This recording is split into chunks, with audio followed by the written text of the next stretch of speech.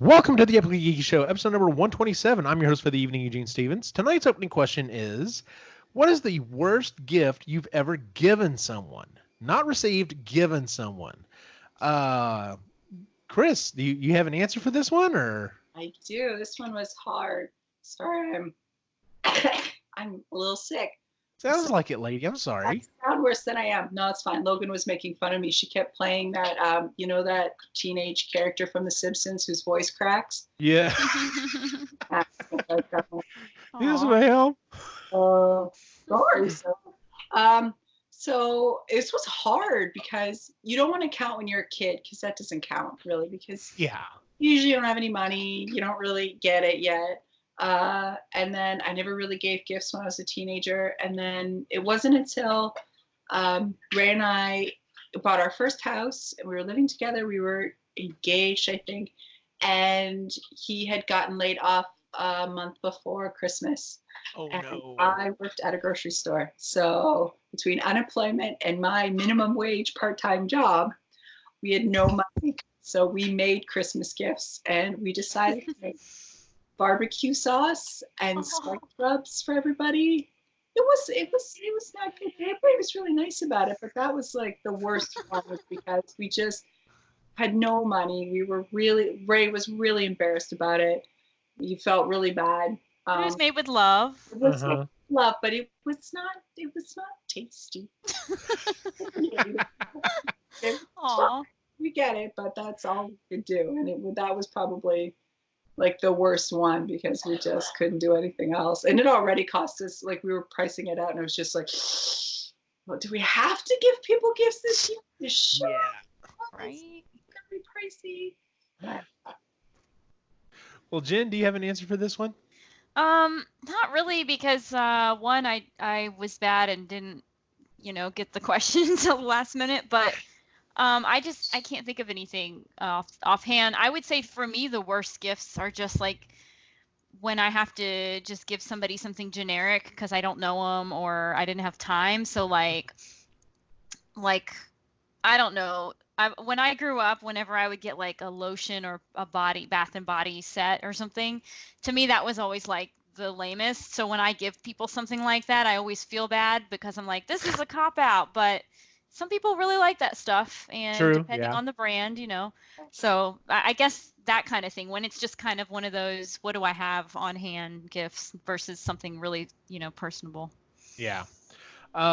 This one was an easy one for me. So my wife and I had only been married for a year or so, and I was wanting to try to get her some jewelry. Now I'm limited on funds because I'm not making great money at this point. And my mom had found this bracelet, and she really kind of talked me into it. Something about it, I was just like, this doesn't really seem like Christy's style. Yeah, Christy did not like it at all. And I felt so bad. I'm like, all right, we're gonna take it back, and we'll do something else. And we ended up doing that. But it was just like it's always haunted me. I'm like, as much as I love my mother, I'm like, don't let her talk you into gifts. Like, just don't. So her heart was in the right place. Maybe. It was definitely in the right place. So, maybe I should bring that up and maybe tell Christy. Maybe that explains I don't want to say the worst gift she's ever gotten me is, but just like one year, like a couple years ago, like in my stocking, I got like a back scratcher, and it's not necessarily a bad gift for me. It's just I don't ever really like use it to scratch my back. My wife uses it constantly. I'm like, you got yourself a gift and gave it to me. I was going to say, were you always asking her to scratch your back or? No, that's the thing. I wasn't. And like, I was like, you bought a gift for yourself and gave it to me. That's so funny. Yeah. I always hate it when people give me clothes. My mother-in-law and my mom are notorious. My mother-in-law gets me 2 sizes too small because she doesn't want to get me anything that's actually my size in case, lest she offend me that I'm this size. And then my mom always gets it at least a size or 2 sizes too big. So she makes hers so it fits.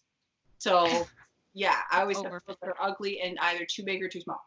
Lovely. Yeah. Clothes are tricky. I don't like getting people clothes unless it's like a t-shirt because, then you can kind of cater to what they like. But like other clothes, I'm like, no, I don't know your style, your size. I don't Yeah. like getting clothes unless I can try them on. So Yeah. Yeah. I've actually found, especially with my wife, like she would never expect me to go buy her clothes, because I do know some guys that are able to do that, and I'm like, yeah, I guess that works for y'all, but to be honest, Christy would rather me go, hey, listen, here's money, go Yeah. buy your own clothes, because now it's not only the clothes, but it's also the experience of going out without the kids and shopping and having fun. So I go agree. treat yourself to something pretty. hell yeah. Treat yourself. Well, speaking of gifts, tonight's episode, we're digging up something we had done before. Previously, we'd done an episode where we were doing a fictional gift exchange, and we went like all out on this. So like everyone had up to like $1,000 that they could spend. This year we wanted to go the opposite route. So even though $100 is still a lot of money to spend on friends, I would say. I understand maybe some family members or whatever. But yeah, that's what we set it as. So tonight, Chris is making us all barbecue and spices for I know, our right? gifts with our $100. In glass jars. With gold in it. But unfortunately, Ray wasn't able to join us, but we did come up with gifts for He says myself. sorry. Yeah, I know. For myself, Jen, Chris, and Ray. And the idea was it had to be under $100 US.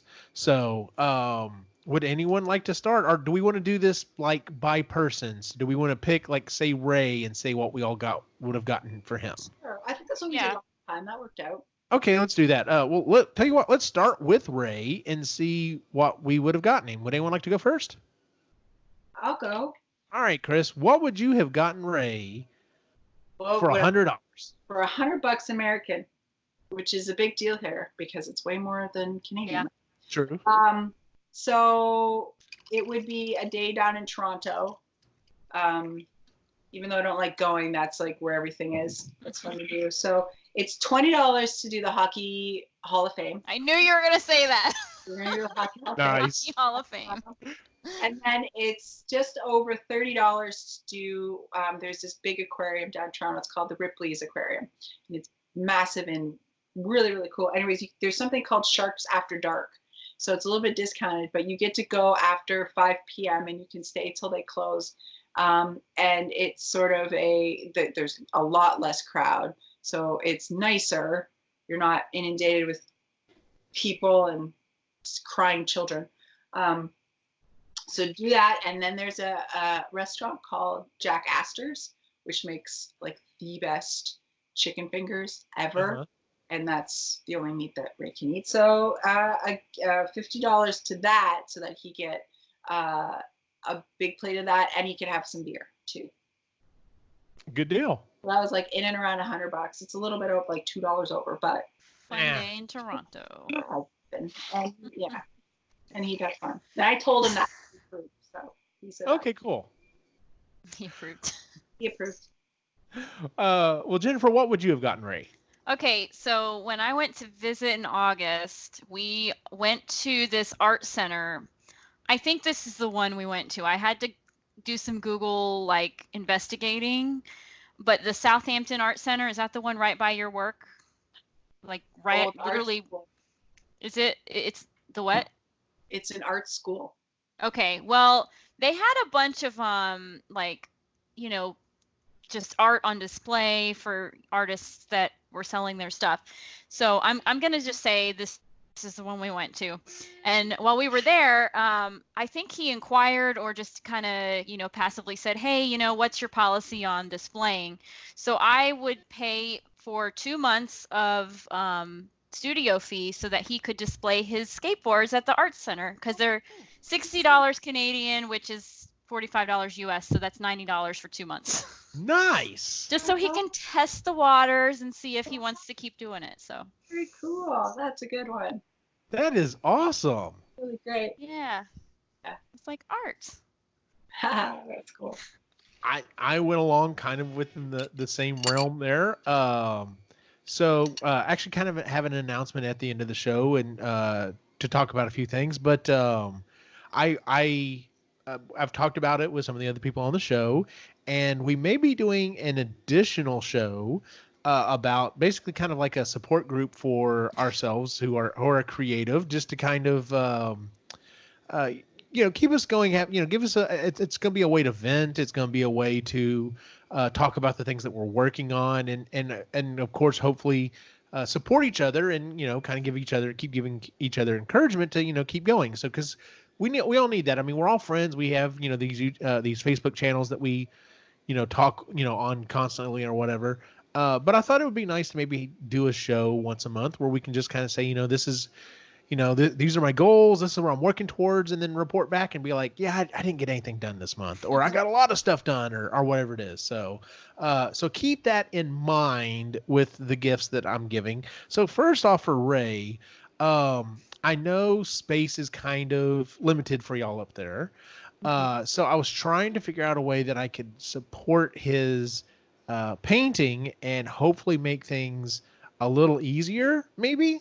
So what I found was, and I'm sitting here on the back channel actually, is an artist quality French easel. And the thing about this thing is it folds down. It can be hung up on the wall, but like you can put all the paints and everything else on in it and everything. And I'm just like, I think this might be helpful. So Everything like folds into itself. Everything folds into itself, because I was looking at a couple different easels, and I was like, surely there's got to be something's out there where it all folds together, because people go out and paint, and surely they don't want to carry like 15 different bags. They want everything to fold down to one thing. So I was like, maybe that would be helpful. Yeah, because he only has a little one. His little one is only like that big. Oh, okay. It's down. So he only has a little small one, but like a bigger one would be. That's a good gift. Well, if I hit the lottery, I'll send it up that way. That was right at the price point too. Good job. Yes, it was. There were a couple of them I was looking at. I was like, oh, I can't break the rules. So. Well, and I was trying to think. I know you picked up some special paint when I was there that he had ordered, but I could not remember what it was. So I was like, I can't make that the gift because I don't even know what it is. Yeah, it was gouache. It was gouache paint. Yeah, that's what it was. Okay. It's fancy. Good deal. All right. Well, who do we want to give gifts to next? Let's go, Chris. All right, let's go, Chris. Because you know what, I had her next to my list anyway. I have hers up. All right. What did Ray get you? So Ray showed me all the stuff that he was getting me. So he went with the Harry Potter theme. Okay. And so for $40, he found Harry Potter wooden spoons. So they had like Harry Potter sayings on them, or like little characters carved into these wooden spoons, because according to him we need new wooden spoons. And then there's this doormat that says it's not much, but it's home, which I thought was cute. And that was like $30. And then for $20 he found a Grimm mug. So at the bottom of it and the inside is tea leaves that look like the Grimm. Cool.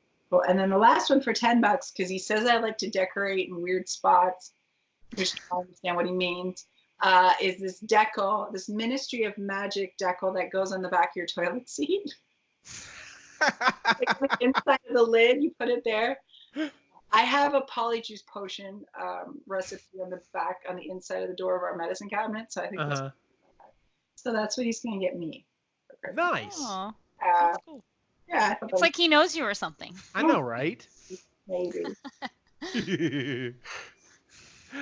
Well, Jennifer, what would you get Chris? Okay, I hope you don't have this already, and if you do, then you'll have a spare for travel or whatever. Okay. But I was gonna get Chris a leaf razor, which I don't know. Have you heard of these, Chris? Just remind me. It sounds really familiar. So it's an all metal safety razor, but instead of the blades going like flat like this, they are actually angled, and there's 3 of them. So most safety razors are like really rough on your skin, and they like cut you because it's just one blade. Yeah. But this is 3 of them. I don't know if you can kind of see, but that's kind of the design. I've seen that. So and they're all metal, and the razors are safety razors that you snap in half, and then they're recyclable when you're done. So that came in with shipping to Canada at $97. Right under. Good job. Yeah, I was like, I want a safety razor, but they scare me. I don't. Those ones apparently, I have a friend who has one. They do not cut you because they're angled and because there's 3 blades. I have nicked myself so many times with my safety razor, and yeah, you have to go really slow. But that one, since it's shaped like a razor we're used to using, That's cool. the That's traditional cool. plastic ones. So yeah, that was my gift. Okay. Thank you. I could see, yeah, definitely having more blades because it definitely decreases the surface area a lot. If you're just using a Yeah. single blade, that's asking for trouble. But I think too, having it angled helps because I'm sure it does, yeah. we all grew up probably using the ones that are, like It's just 5 like blades that 5 blades right in a rotate. row, yeah. Yeah, they're going this way versus a blade that goes this way, which is like a little Scary. It's scary. Yeah. The fact that like I'm so used to doing it so fast and putting pressure you have on to slow down a lot. which is the exact opposite of what you're supposed to do with a safety razor. You're not supposed to put any pressure, and you have to. I'm like, no, I'm gonna nick an artery and die in the shower. Nobody would find you for 5 days. Like the Yep. worst case scenario. My cat will eat my face. Yeah. Yeah. Because apparently that's what they do. Especially if she's hungry, if no one else is feeding her. So like I said, we're talking about doing this thing and encouraging each other in our creative, some different things that we're doing creatively. So actually it's 3 things that I'm getting Chris. 2 of them are the same thing, and there's another one. I'll explain that here in a second. So the first thing is it's a leather journal. And I know you said you're all about, not necessarily doing it on the computer and, because a lot of other stuff's going on. So I was like, you know what, maybe a nice journal would work out. And I found this one.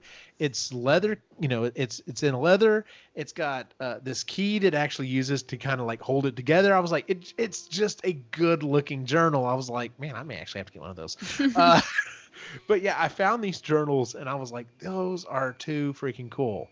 And then the other thing that I found, because talking about possibly doing, maybe getting some writing going again, but you didn't necessarily say anything about baking and cooking specifically, being something you would kind of talk about and do for the show. But I definitely found a Wizard's cookbook that I thought you would enjoy. Wizards, that's cool. Yeah. Oh, So, yeah, I found this and I was just like, okay, this would be cool. I'm hoping it's going to come up. Now, what's funny is I went with the Wizard's Dessert Cookbook because I thought it fits you better. But I almost did this one, and this is just, it doesn't really fit you, but the name of it, I could not pass up. The second thing that I just posted is it's on Amazon, and it's the Necronominom nom nom nom. Nama nom nom nom nom. The Necronom nom nom. Yes, and it's recipes and stuff for from H.P. Lovecraft, but I'm just like, that is too awesome. Oh, Necronom nom nom. That's so cute. I was like, that is too cool of a gift. Awesome. Thank you. I got to figure out how to post what I got you guys on here because I don't know how to do that yet, but I will figure it out. Good deal. I like that leather journal too. That's really nice. Yeah, like I said, I was looking for some journals, and of course most of them are pretty run of the mill, whatever, and I'm just like, but yeah, I found that one. I was just like, that one is awesome. So yeah, and I also found one that I almost went with, and I don't have the link for it, but it's an unexpected cookbook, and it's the unofficial book of Hobbit cookery.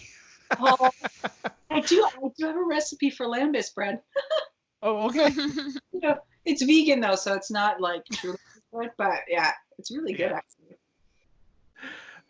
Yeah, so that's what I got you. I thought, between the writing and the baking, you should be good to go.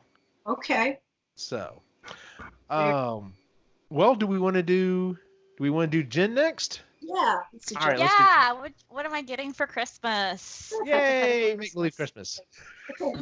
So Ray, I'll just jump in and say Ray. Okay, so All right. Ray is getting you a Logitech HD webcam. Okay. For you, that's $35, and a Blue Snowball microphone to help with podcasts. So he's setting you up with some good stuff to help you with podcasts. Awesome. He stroked out a new computer though. and said that Santa Yeah. to bring that one. I was gonna Yeah, say, less than once I $100 get the would new be- computer, Yeah. then they'll all work with it. Didn't we try the blue snowball on this one, Eugene? I think And it so.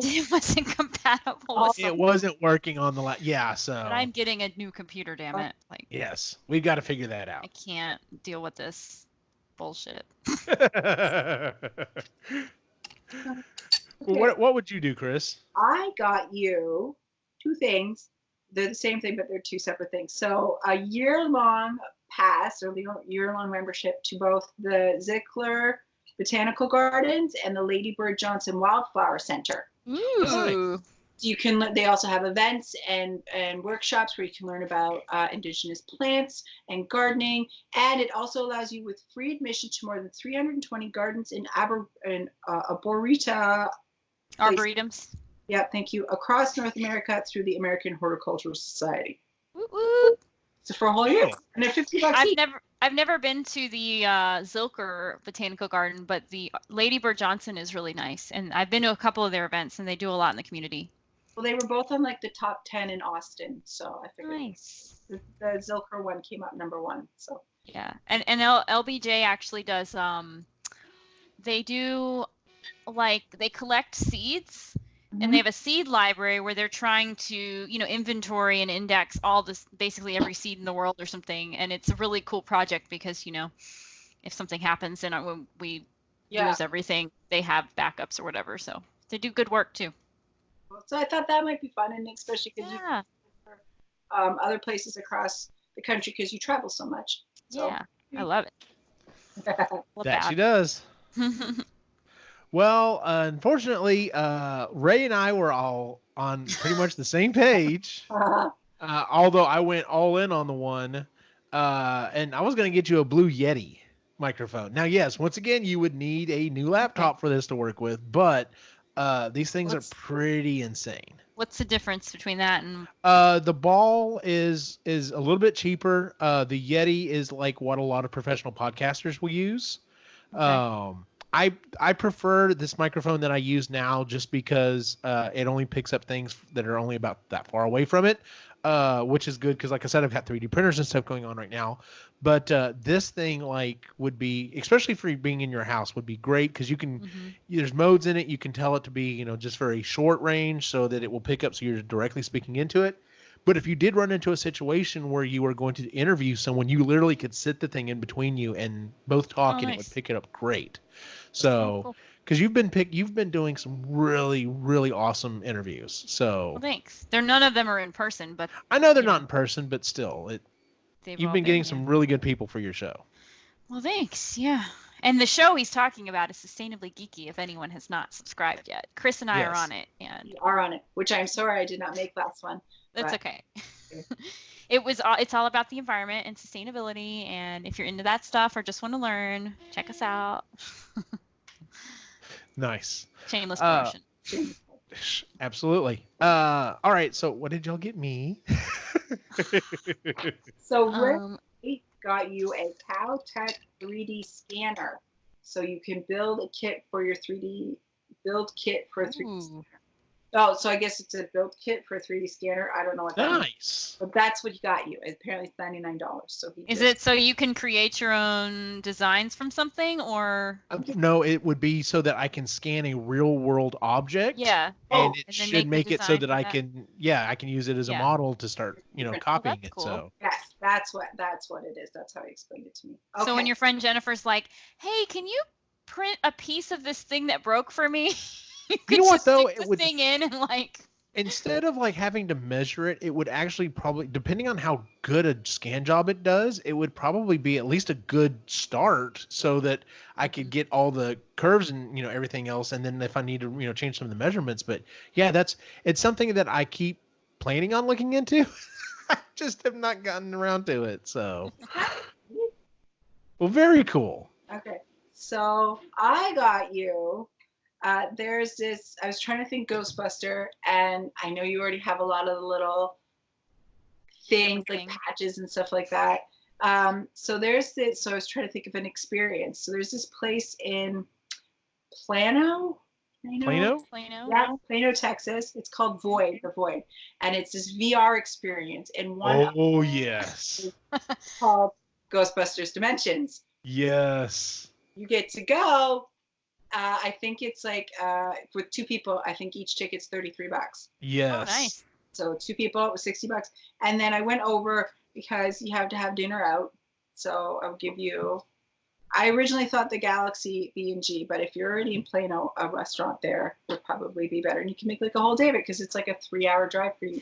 Yeah, why haven't you been to this? It's only like up in near Dallas. I just haven't had time. But yeah, it's awesome because I mean the thing about it is like most of the VR stuff you have to have like the goggles and you have to have like some other equipment on you, which is perfect for this thing because the equipment you strap on is like you're strapping on the proton pack and then the goggles and then you have the wand and yeah, it's supposed to be really cool. It looks really cool from the trailer that I saw. So I'm like, oh, there you go. Then he can actually be Yes.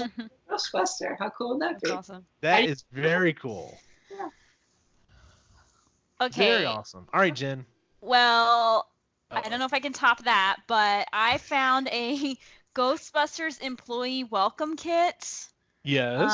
Have you heard of these? I have heard of them. I don't have one, but yes, I've heard of them. They have everything a rookie agent needs to get started in the art of ghostbusting. You'll become one of the world's most exclusive companies dedicated or be a part of, dedicated to protecting the welfare and safety of the community. It contains a 136-page equipment manual and protocols, ectoplasm container, slime not included, Ghostbuster certificate, Ghostbusters embroidered logo patch, embroidered rookie patch, Ecto 1 Roots map, New York, Ghostbusters pen, invoice template, property protected sticker, business card, and Ghostbusters flyer. Nice. And then the other thing I got, that was about $50 plus shipping. I found a guy that designs shirts on Redbubble for Off to Be the Wizard.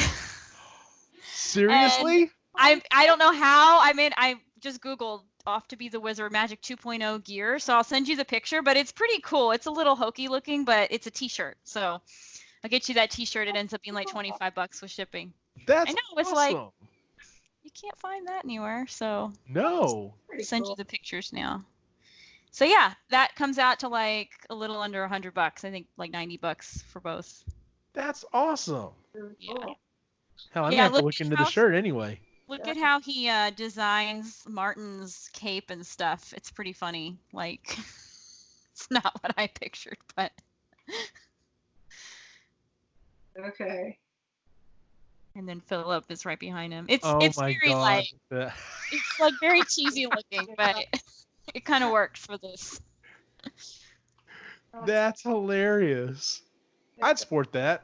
Yeah.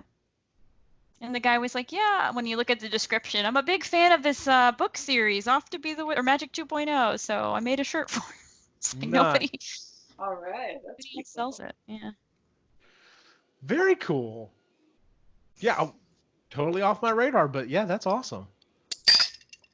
Yeah, you're right. It's kind of hokey, but I love it. I just love the fact that he was like, let's just cram these two things together. Like a part version or something. But it's a mashup, so. Nice. Although, yeah, is I'm that all a about the mashup Dolphin or shirts. a Fiero? I think it's a Fiero. It is a Fiero, okay. Yeah. That's awesome. Yeah. It's such an 80s car. Oh, yeah. Well, alrighty. I think that covers everyone. We were gonna see if we could have a couple more of the group on this evening, but they weren't able to make it. So, guess we'll just have to figure out gifts for them later. So. Get gifts. They didn't party. That's right. Of course, Sean apparently needs something. You know what? If I were gonna get Sean something right now, it would be like a suit of armor or like gear or something. We'd have to just all go in together and buy him like a suit of armor because he just keeps hurting himself with doing different things. And I'm like, dude, don't kill yourself, please. Yeah. I was gonna say maybe something for his like 500 cats, like a giant cat hotel or something, because he have a lot of cats.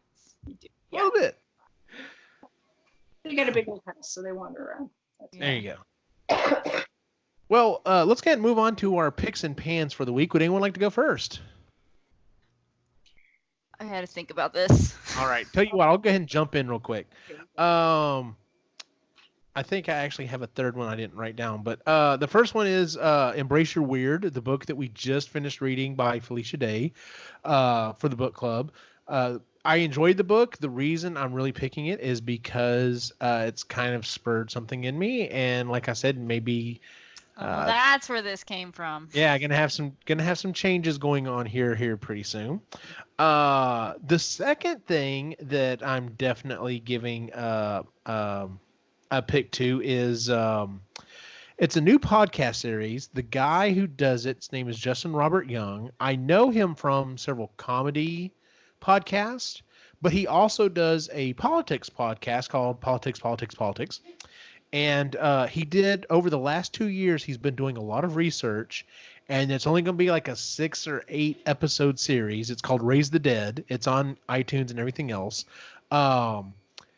But he's been doing a bunch of research, and if I were to ask you, who do you think Donald Trump is more like when it comes to the 69 election? Do you think he was more like Kennedy, or do you think he was more like Nixon?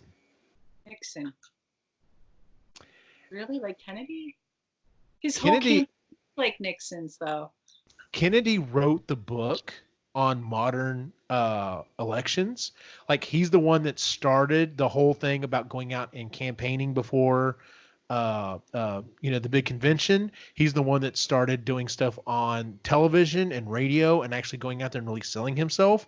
And this whole series is basically looking back at that 60 election and being like, everybody, including himself, he was like, I was like everyone else. I was shocked as hell when Trump pulled it through. He's like, but instead of looking to the future, if we had looked from in the past, we might have been like, oh no, this shit could actually happen. And, it actually did. So it's a really good, really well-produced podcast. Like I said, I'm not a big politics guy and I'm not a big history guy. But he's very bombastic.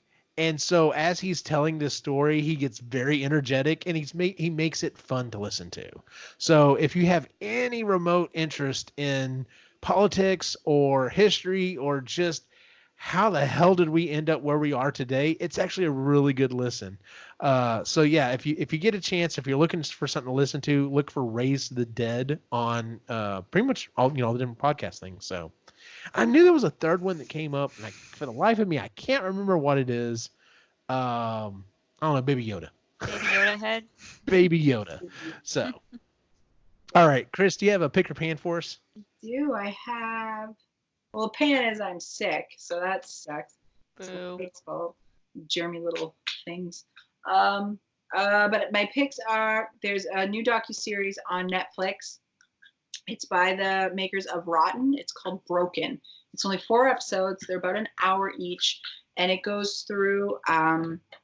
So each episode is, the first one's about makeup and counterfeit makeup specifically. So you have all these big brands like Kylie and Clinique and Dior and all those really high-end ones. So what happens when a regular consumer who can't afford that price point wants to buy it, they go to eBay. Well, then it's usually probably counterfeit, and what's in the counterfeit? Super glue and horse feces and rat droppings and all these different terrible chemicals you're putting on your face. And the counterfeit packaging is so close to the real thing. You have to be super, super diligent. I have sold makeup on eBay, and mine was not counterfeit. It was just shit that I had extra of, unopened. It's probably people who are just like, I got extra, so here you go. But there's big business in counterfeit makeup. And with Logan starting now every day, I was like, buddy, when you start buying your own, you buy the legit stuff. Doesn't matter how much it costs. Like, go to Sephora, go to the body, like, get it from the source, because you don't know what you're getting. And the other ones are vaping. Vaping's a huge thing, especially on youth. They pick a company, Juul, and it's illegal to market to children, but they did it because they did it through social media, and the way that they did it, they said, no, we don't market. It's like, dude, you totally marketed that to a bunch of teenagers. And that's how addictive it is. The other one is called Deadly Dressers, which is our developed world addiction to fast furniture. And the price we pay for that is that these these certain dressers, and they pick IKEA and the Malm dresser, and it's responsible for so many children's deaths because when you pull out that top drawer, it immediately tips over. Oh. And the safety standards that are set are all voluntary. There's a commission, but there's a commission that sets rules, but it's all voluntary. These furniture companies do not have to abide by them. Really? I didn't know that. Yeah, and I didn't either. I've heard of tipping hazards with bookshelves, but never dressers. Yeah. Because, they give you the extra screw to like. They do, but they anchor put it. the consumer shouldn't. They just design it so it doesn't do it in the first place. So that's the argument. We drag IKEA through the mud on this one. And then the last one's called the recycling sham, which I thought Jen you might be interested in. It's all about how third world countries, specifically Malaysia, have bought our plastic, but it's not anymore. They're not anymore, and that's the thing. So what happens and what's left behind and what can we do going forward? So it's really good. Again, they're about an hour long each, and it's from the makers of Rodden. And it's nice that these are coming out because now we can be more informed consumers and more informed people about where our products are coming from, where our food's coming from. And so we can we're not in the dark anymore. We can we know now. And so we can make better choices. And that's my lesson for today. Yeah, I mean, like, I own several things from IKEA, and, like, I do have a dresser. It doesn't have it's a smaller dresser or whatever, but even when we had it, like, once we put stuff in it, I was like, man, this thing, it can tip over, like, really easily. So, like, I had spare carpet pieces that I put underneath just the front the front part of it, so that it was always kind of at a slight, slight angle hanging back, but that, kept it from doing that. And I was just like, I thought this stuff was supposed to be designed better than this. Like, all the shelves behind me, though, are IKEA, but I mean, like, I have them all, mounted to the wall. So yeah, think about it. Like, all the old, like, heavy wood, really nice dressers from back in the day were made to, like, withstand, freaking hurricane. And now, they're flimsy. They're, top heavy or whatever. But it was just really interesting because I didn't know a lot about that. And we have IKEA pieces here because they make things for small spaces. So it's kind of perfect if you live in a small space, but we also don't have toddlers anymore. So we're worried about the tipping factor. My sister, when she was 2, actually, it was a piece of furniture and she was pulling out the drawers, and the only thing that saved her when it tipped over was that she fell and closed into the bottom drawer. So is that she actually fell into the dresser and the drawer closed with her in it. Had it not and it just fallen on her, who knows what would have happened. But but passing it on to the consumer, well, just bolt it to the wall. It's like, just freaking design it better. You're a huge corporation, just design it better. And the whole history of IKEA about how the owner was like, he's like, I gave ownership to the company to this charitable foundation. No, he didn't. He was actually a real jerk and he was a Nazi. So, like, things like that. Oh, lovely. Great. Yeah. Well, that's good to know. Yeah. It's really good though. Check it out. Yeah, I'm gonna have to check that one out. So, Jen, you have a pick or pan for us? I'm gonna keep it simple. I got my Christmas trees up, which is a big deal, and I got all my Christmas cards addressed and stuff today, and they're ready to go in the mail and all my packages, which is normally a really big stressor for me and time consuming. So yeah, it took a long time and it's done, and now I'm gonna go to the post office and be done with it tomorrow. So that was great.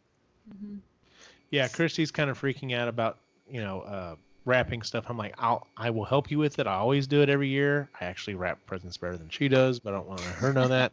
But like, we can't put them out. Like I was telling Jen before the show, we can't put them out this year because the cat will eat them. Actually, both of them will. So it's just like, paper, cool. That looks tasty. No, leave it alone. So, well, like I mentioned at the, earlier on in the show, so we were having some conversations after reading this last book. And I think what's going to happen is we are going to move this show, even though the next episode for the show will probably be our wrap up of Star Wars Episode 9. We're probably going to look at moving this show to being monthly. We've been bi-monthly for the most part. I mean, on and off. We have had some, gone 3 weeks or so in between episodes. But I think we're going to look to doing this show monthly, and we may have a fifth show coming online. And if we can, who knows, we may try to move to more of a structured schedule so that it's like every week there's a new episode, but of the different show. So we may shoot for that. If we do it, great. If not, oh well, you may just have a week where you have 2 or 3 episodes come out at once. Who knows?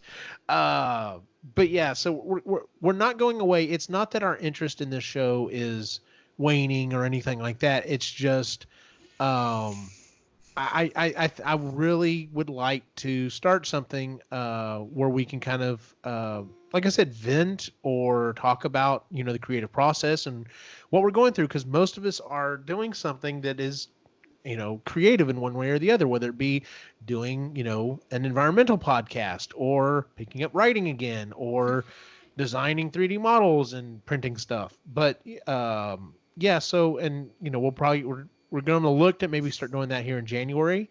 As always, we'll have more information when it comes out. The next episode definitely will not be until after episode 9 drops in theaters and we have enough time to digest it. And then we'll probably have another super long episode discussing it because there's going to be a lot of feels.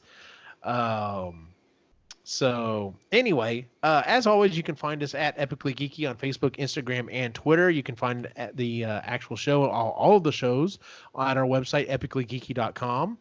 We are on, like I said, all the different social media, and you can find our show, the Marginally Geeky Show, which is our monthly book club. We just did an episode of the book that we were just talking about, Embrace Your Weird by Felicia Day. Our next month's episode is going to be a big one because we're doing the Bobaverse books, episode 2 and 3. Because go ahead and announce it here, we're actually going to get to interview the author, and that's going to be really awesome in January. Second author interview. Hell yeah. Yeah, I need to start. Maybe I need to start going after all these authors that we've done books for. So, and then of Felicia course, Day, we want you. I would love to have her on the show. Oh, I just don't know if we can swing it. Yes. Maybe when her book tour kind of settles down a little bit more. So, because I mean, she does a lot of podcasts and stuff. So, then of course we have Sustainably Geeky. What was the last one was on? Hydroponics, right? Yeah, the one that's posted is hydroponics, and then the one that is going to be posted within the next week or so is about we interviewed the founder of Living Lands and Waters, the nonprofit that basically does waterway cleanups east of the Mississippi, and we talk about what they do and why water is important and keeping our rivers clean is important and things like that. Can't imagine why. I don't know. And then hopefully I'm going to get together with the other guys and we're going to get Procrastinators episode 2 in the can. That's been kind of difficult, but hopefully we're going to get that done and get that out to you as well. So where can we find you online, Chris? You can find me here at Epically Geeky, on Marginally Geeky, on Sustainably Geeky, and that's it for now. Although I do miss Instagram a lot, and I still am, yeah. Come back to the dark side. Do it. Do it. Do it. Join us. Just stalk. Just start a thing and just stalk. I'm good. That's how it's going to start. That's the gateway. Just there you go. I just want to look. Follow all these hashtags.